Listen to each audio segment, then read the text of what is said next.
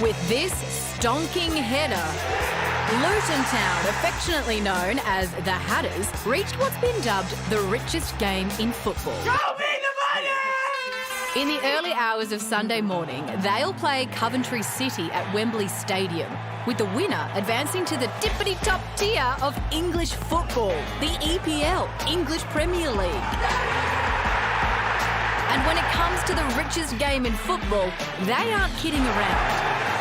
This Sunday's winner will take home almost $190 million over 3 years in TV revenue alone, blowing out to $500 million over 5 years if they can stay in the EPL, which will be handy given Luton's entire player budget currently buys you just one Manchester United substitute. Luton has never played in the big time. They narrowly missed out on a spot in the EPL's inaugural season in '93, after a completely garbage season in 1992 saw them dumped from the top division. Luton's Houdini touch had finally deserted them.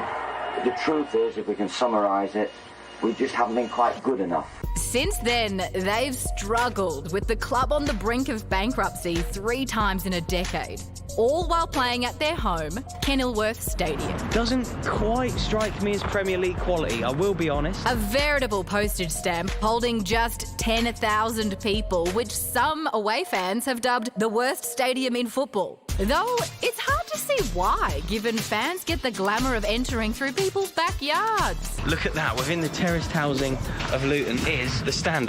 Absolutely mad, isn't it? Don't want to look for any windows, just in case anything appropriate's happening. Still, if they win this Sunday, it's fair to say the Hatters will go mad. I think it's important to contextualise just how huge this is, because if you can be relegated in the EPL. Every single season, the bottom 3 teams, or maybe the bottom 3 teams, but the 4 teams go into the relegation thing. So the bottom 2, they definitely are relegated, and then there's a battle to see who might be able to get promoted for the other 3rd spot. Now, that's like in the AFL right now, that would be West Coast and North, gone.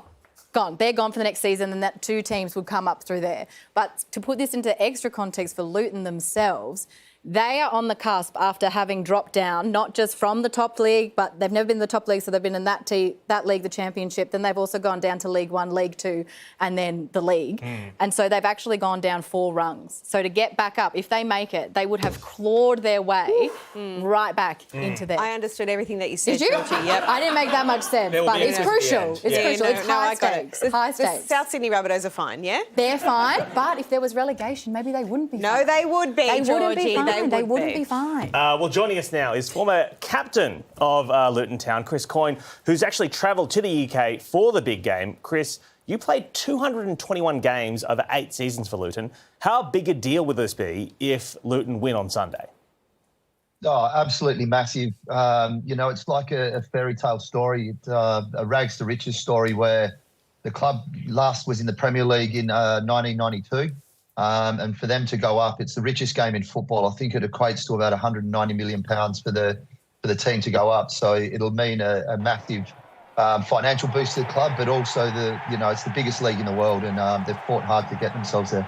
Chris, can you give us a little bit of extra context here? Just how much does Luton Town as a football club mean to the community? Yeah, it's a massive football club. People don't understand that.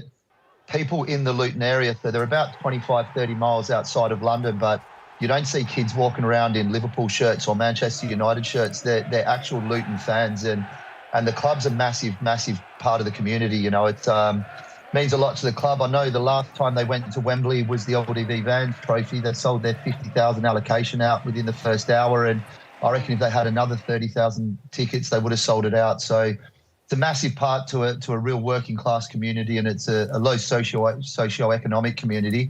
So football is their passion and their religion, and it brings the community together. I love your reference to a fairy tale. It surely will be.